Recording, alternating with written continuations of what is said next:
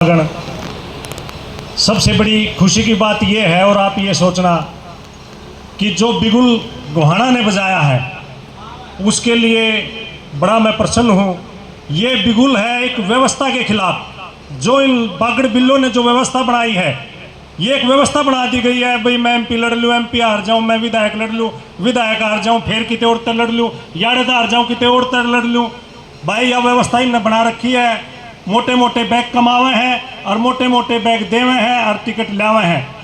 इस व्यवस्था के खिलाफ जो आप लोगों ने बिगुल बजाया है, भाई टिकट किसी भी साथी को मिलो वो विषय अलग है। जो मेरा मेन जो दिल खुश है वो इस बात से खुश है और मैं इस बात से इन सभी साथियों का बधाई का पात्र मानता हूँ कि एक व्यवस्था जो इन्होंने बनाई है उस व्यवस्था के खिलाफ हमने जो आवाज़ उठाने की कोशिश की है और आवाज़ उठाएंगे। और आप देखना आपकी ये पहले एक दिन पूरे हरियाणा में भी ये एक बिगुल बजेगा कि ऐसी व्यवस्था के खिलाफ पार्टी सचेत होंगी और ऐसी व्यवस्था के खिलाफ पार्टी किसी अनजान व्यक्ति को, किसी बाहरी व्यक्ति को, किसी धनाढ़ व्यक्ति को यहाँ किसी भी विधानसभा में भेजने की कोशिश नहीं करेंगे।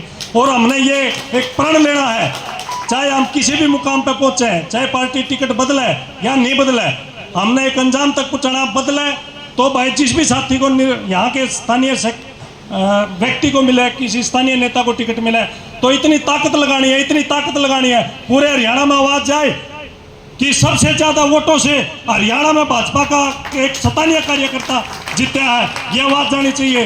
अगर हम टिकट नहीं बदलती है तो ये भी हमने देखना है कि पार्टी में ये आवाज जाए कि हरियाणा से एक आवाज उठी थी और वो कहाँ तक पहुंची। पार्टी उसका खामियाजा भुगतने के लिए तैयार रहे।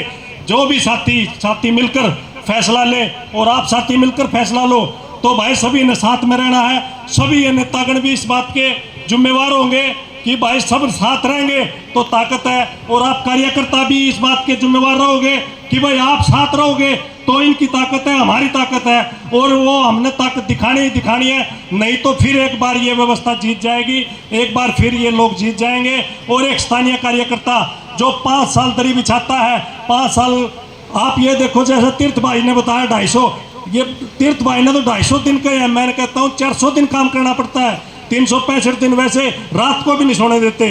आज ये प्रोग्राम, आज वो प्रोग्राम है, रैलियां करवाना, क्या खर्चा नहीं होता किसी साथी का।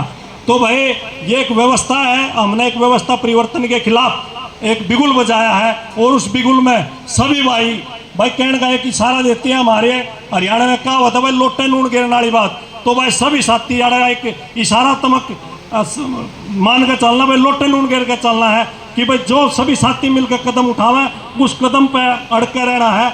और मैं ये कहता हूँ कि ये आवाज़ आगे तक जाएगी। जैसा कभी कभी कहते हैं कि भाई हमारे आने वाली पीढ़ियाँ कहेंगी कि जब नाश हो रहा था तो आप कहाँ थे, तो वही बात है भाई, आने वाली पीढ़ियाँ हमारे को दोषी मानेंगी और हमने ये कम से कम हमारा ज़मीर ये कहेगा कि जब नाश हो रहा था तो हम साथ में नहीं थे, हम अपनी बिगुल बजाया था। हमने कोई आंगड़ी कटाए तो शहीद नहीं होंगे, मंगल पांडे, भगत सिंह सब चले गए, लेकिन अब उन्हीं के कारण आज़ादी है। तो ये मान लियो हम शहीद होंगे और जो भी होगा वो आगे आने वाली पीढ़ी हमारी याद रखेंगी। अग भाई हमने बिगुल बजाया था और उस बिगुल का ही कारण था कि आगे पार्टियां ने सबक सीखा था। और उसके बाद ये भारी तत्व कौन सा है भाई, अरविंद शर्मा मैंने बता दो, इतना लोकप्रिय होता तो 9 की 9 विधानसभा में एक भी विधानसभा जीता तो बता दो। कोसली विधानसभा अपने आप को गैर जाट का नेता मानता है, कोसली विधानसभा प्रॉपरली गैर जाट की 75,000 तक पिछली बार जीते, 2 वोटों से हार रहे आपकी बार भी। इतना लोकप्रिय नेता होता तो भाइयों ने बताई भाई 96 में हमारा 96 में गोहाना से यहाँ से सोनीपत लोकसभा से जीता, लोगों को बरगला के जीता। 18 महीने बाद 96 से आज लग हिसाब लगाओ आप, 28 साल हो गए। कहाँ था 28 साल, किसकी भाई के सुख दुख में आया है काम? एक भाई मैंने नू बता दो भाई अरविंद शर्मा हमारे यहाँ काम आया। आप कार्यकर्ता जब भी कोई उम्मीद लगाते हो, ये बैठे साथी कर इनके पास आते हो, हमारे पास आते हो, हम जितने भी तिगड़म लगाते हैं कोशिश करते हैं कि आप साथियों का काम हो जाए। जब कहाँ जाते हैं अरविंद शर्मा पर के और बागड़ बिल्ले नेता, ये बागड़ बिल्ले हैं, इनके खिलाफ बिगुल बजाना पड़ेगा। और बड़ी खुशी हो रही है। देखो एक भाई तो कह रहा था, रमेश कश्यप तो कह रहा था भगवान खुश है, मैं कहता हूँ भगवान भी रो रहा है। आज आपकी पीड़ा को देखकर भगवान भी रोने लग रहा है, जो इतनी बरसात होने लगी उसके भी आंखों के आंसू है कि ये पार्टी सुन क्यों नहीं रही हम कार्यकर्ता की। तो मैं आप सभी साथीगण आए, आपका बहुत बहुत धन्यवाद, बहुत बहुत धन्यवाद।